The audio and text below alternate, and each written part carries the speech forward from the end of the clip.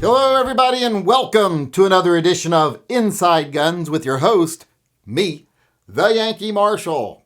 Today, I want to talk about magazine limits. Laws that restrict the capacity of magazines in particular states. I want to talk about whether they are here to stay, they're just something we're going to have to deal with, or are they going to be gone by Christmas? Now, if I was a betting man, and I am not a betting man, luck is not usually on my side. Let's just say that. So I'm not a betting man. But if I were, right now, I would bet that they're going to be gone by Christmas. People have asked me, what are some of the things you think are going to be overturned quickly in the near future? And magazine limits is one of the things I want overturned. The gun roster in California is one of the things I want overturned. And I want licensing to be overturned. I want it to be constitutional carry. Those are the top three on my hit list right now. And there's other things like the NFA in total, but I think those are things that are going to require a little more effort. And if we get rid of the other things first, we can work on that. And you notice, things like bump stocks and shit like that aren't in my list because they're not important. You should be able to own them. I have 100% belief you should be able to own them if you want, but I also know if we got rid of the really bad laws, you wouldn't want one because those things are only popular because you can't have the real thing that they kind of emulate. So if we fight the real fights, no one will even want one. But I do believe you should be able to buy one if you want, but why would you want one? But that being said, I want to talk about the mag limit laws right now, which is one of my top three.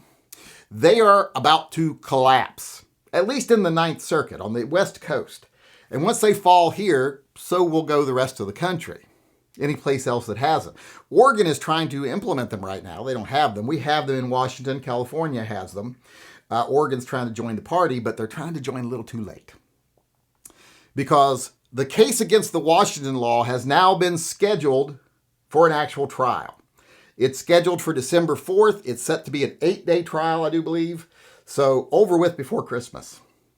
Now, a lot of you might be saying, well, so what? Washington State's not going to rule in favor of getting rid of the magazine limit law. Well, yeah, they will if they do what the Supreme Court told them to do. Because the Supreme Court has set forward how these cases need to be judged, how they can't use that stupid two-step system that they created to maintain unconstitutional laws. They have to use historical precedent when they judge these laws.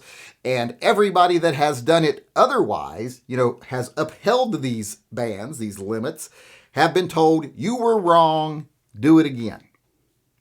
So even though I do believe the state of Washington, if they follow the law and they follow the guidance of the Supreme Court, they would have no choice but to overturn the magazine limit law. They also may not even have a reason to have to do it or a choice in it because the case might be moot before it even hits the trial, even hits the courtroom.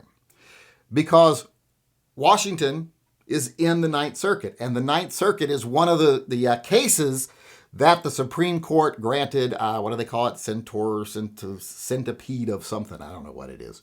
But they basically said, these cases were decided wrong, here, do them again, do it right, or else we'll decide it. But we're going to give you a chance to do it right first. And one of the ones they handed back was where Judge Benitez, Benny T, he had said that the magazine restriction laws are unconstitutional, clearly unconstitutional. But he was then overturned by a very liberal en banc assembly where the state got to choose, let's choose the most liberal justices we can that will try to uphold this unconstitutional law and overturn this actually correct judge. And the Supreme Court, that's one of the cases where the Supreme Court told the en banc hearing, you all were wrong, he was right, let's do this over again. And this time, maybe don't get involved with your wrongness. So the case is going back to the Ninth Circuit where, like I said, Benitez has already said it's unconstitutional. So it's pretty much a done deal that it's going to be declared unconstitutional there again.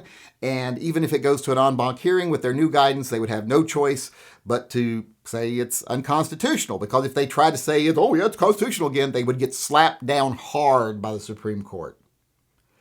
Because then the Supreme Court would take it up and say, no, they're unconstitutional, and it would be a nationwide thing.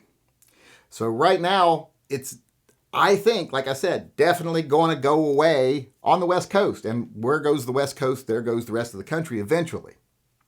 So as far as mag limits are concerned right now, and they were on my top of my list because I thought they were very achievable, and it looks like they're going to be achieved.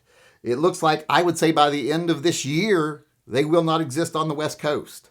And once they fall on the West Coast, imagine them trying to stand anywhere else. It's just going to be a matter of time and working its way through the courts, and they're going to be gone. So right now, one of the major things I have been concerned about, these small infringements, like magazine limits and making, concealed carry permits hard to get, things like that, which I don't think they should even exist. I'm not a big fan of background checks. I know that's a controversial opinion, even in the gun community, because most of the big channels are like, oh, background checks, sure. I mean, I've sat on a panel before with a bunch of them, and they all are like, yeah, sure. And I'm like, no background checks. They're stupid. They don't do any good. So I know my opinion is not always popular, but this was one of the things I wanted to fall quickly because I thought it could happen really fast. And then I want to go after things like the gun register or whatever it's called, the roster in California. That's completely unconstitutional. Clearly denies people the right to bear specific arms. So there are things I want to work on to kind of take the foundation out of a bunch of anti-gun laws, and this was one of them. These things like magazine restrictions. So it looks like it's going to fall, not only in Washington state, but in the entire Ninth Circuit. And then, like I said, I think the rest of the country will follow.